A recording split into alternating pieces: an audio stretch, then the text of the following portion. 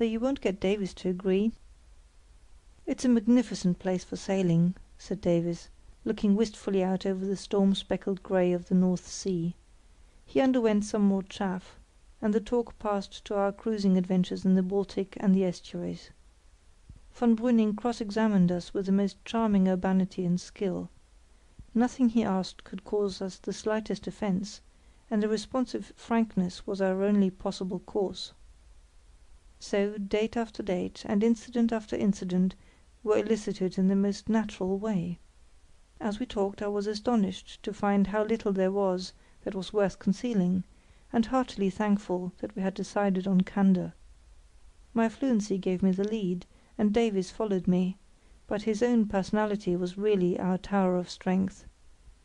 I realised that as I watched the play of his eager features and heard him struggle for expression on his favourite hobby, all his pet phrases translated crudely into the most excruciating German. He was convincing because he was himself. "Are there many like you in England?"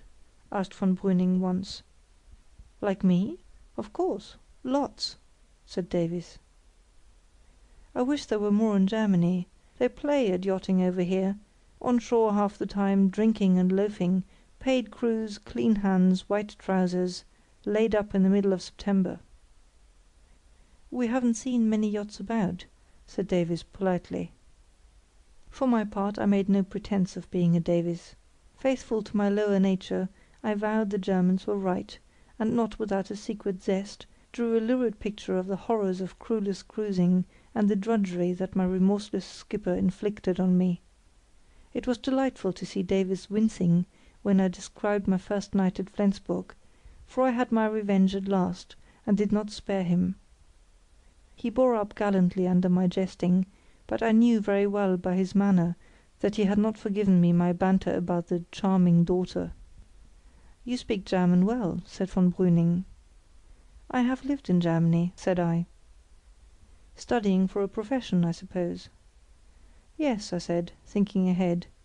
"Civil service," was my prepared answer to the next question, but again, morbidly perhaps, I saw a pitfall.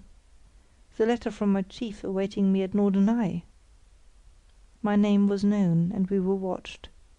It might be opened. Lord, how casual we have been! "May I ask what?" "The Foreign Office." It sounded suspicious, but there it was. "Indeed, in the Government service? When do you have to be back?" That was how the question of our future intentions was raised, prematurely by me, for two conflicting theories were clashing in my brain. But the contents of the letter dogged me now, and, when at a loss tell the truth, was an axiom I was finding sound. So I answered, "Pretty soon, in about a week. But I'm expecting a letter at Norderney, which may give me an extension."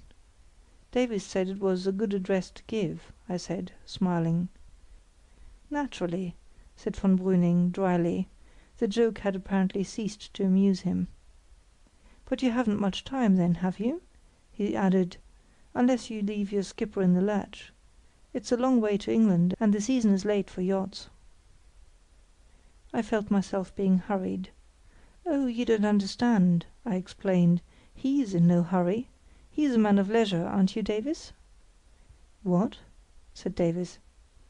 I translated my cruel question. "Yes," said Davies, with simple pathos. "If I have to leave him, I shan't be missed. As an able seaman, at least. He'll just potter on down the islands, running aground and kedging off, and arrive about Christmas." "Or take the first fair gale to Dover," laughed the Commander. "Or that. So, you see, we're in no hurry, and we never make plans. And as for a passage to England straight, I'm not such a coward as I was at first, but I draw the line at that." "You're a curious pair of shipmates. What's your point of view, Herr Davies?" "I like this coast," said Davies, "and we want to shoot some ducks." He was nervous and forgot himself. I had already satirised our sporting armament and exploits, and hoped the subject was disposed of. Ducks were pretexts, and might lead to complications. I particularly wanted a free hand. "As to wild fowl," said our friend, "I would like to give you gentlemen some advice. There are plenty to be got, now that autumn weather has set in. You wouldn't have got a shot in September, Herr Davies; I remember you asking about them when I saw you last. And even now it's early for amateurs. In hard winter weather a child can pick them up, but they're wild still, and want crafty hunting. You want a local punt, and above all a local man; you could stow him in your forecastle, and to go to work seriously. Now if you really wish for sport I could help you. I could get a trustworthy——" "Oh, it's too good of you," stammered Davies, in a more unhappy accent than usual. "We can easily find one for ourselves. A man at Wangeroog offered——" "Oh, did he?" interrupted von Brüning, laughing. "I'm not surprised. You don't know the Frieslanders. They're guileless, as I said, but they cling to their little perquisites." I translated to Davies. "They've been cheated out of wrecks, and they're the more sensitive about ducks, which are more lucrative than fish. A stranger is a poacher. Your man would have made slight errors as to time and place." "You said they were odd in their manner, didn't you, Davies?" I put in. "Look here, this is very kind of Commander von Brüning, but hadn't we better be certain of my plans before settling down to shoot? Let's push on direct to Norderney and get that letter of mine, and then decide. But we shan't see you again, I suppose, Commander?" "Why not? I am cruising westwards, and shall probably call at Norderney. Come aboard if you're there, won't you? I should like to show you the Blitz." "Thanks very much," said Davies uneasily.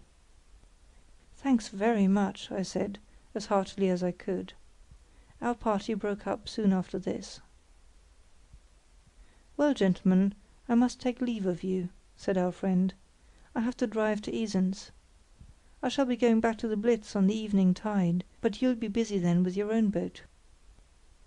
It had been a puzzling interview, but the greatest puzzle was still to come. As we went towards the door, von Brüning made a sign to me. We let Davies pass out, and remained standing.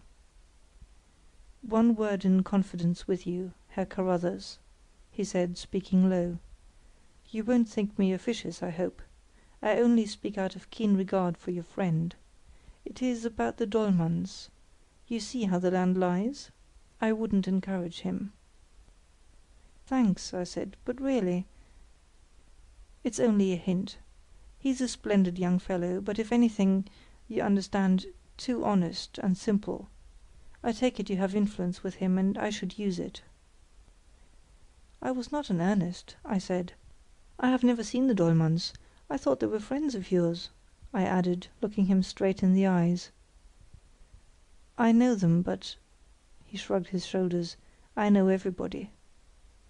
"What's wrong with them?" I said, point blank.